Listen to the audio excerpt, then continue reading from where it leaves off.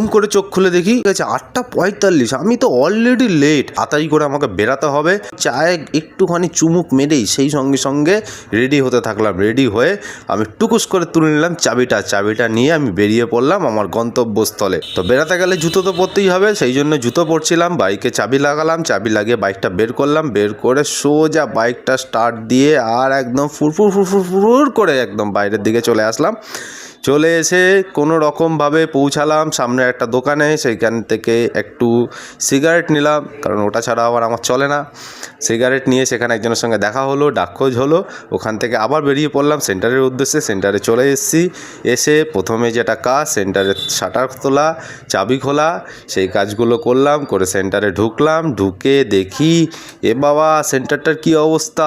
আগের দিন রাত্রেবেলায় যে ছিল সে কোনো পরিষ্কার করে যায়নি। ততএব আমাকেই করতে হবে। তো প্রথমে ভগবানের দিকে তাকিয়ে একটু প্রণাম করে নিলাম। প্রণাম করে নিয়ে এবার আমি লাইট ফাইটগুলো সব জ্বালিয়ে দিচ্ছি, দিয়ে কম্পিউটারটা চালু করব। কম্পিউটারটা চালু করার পরেই বাকি কাজ শুরু হয়, কারণ এর মাঝখানে অনেক সময় অনেক পেশেন্ট চলে আসে। তো সেই জন্য আগে কম্পিউটারটা স্টার্ট করতে হবে, না হলে রেজিস্ট্রেশন হবে না। তো আমি ব্যক্তিগতভাবে কিন্তু কাজ করি ব্লাড কালেকশানের। সেই ব্লাড কালেকশানের কাজ কিন্তু আমার ওটা প্রফেশন। আমার নিজস্ব সেন্টার রয়েছে, নিজস্ব ল্যাব রয়েছে। তো আমার কিন্তু সারাদিনের কিছু বুকিং থাকে কালেকশানের জন্য। তো সেইগুলো জিনিসপত্র নিয়ে নিচ্ছিলাম, যেটা আমার ব্যাগের মধ্যে কম ছিল। নিয়ে আমি কিন্তু চটপট বেরিয়ে পড়লাম আমার সেই পেশেন্টের বাড়িতে, যে আমার জন্য অপেক্ষা করছে, হয়তো না খেয়ে সকালবেলা খালি পেটে চাও খেতে পারবে না। তো সেই কন্ডিশনে আমি বেরিয়ে পড়লাম আমার গন্তব্যস্থলে। আবার রাস্তা দিয়ে ভু করে গাড়ি চালিয়ে যেতে যেতে আমি পৌঁছে গেলাম আমার পেশেন্টের বাড়িতে।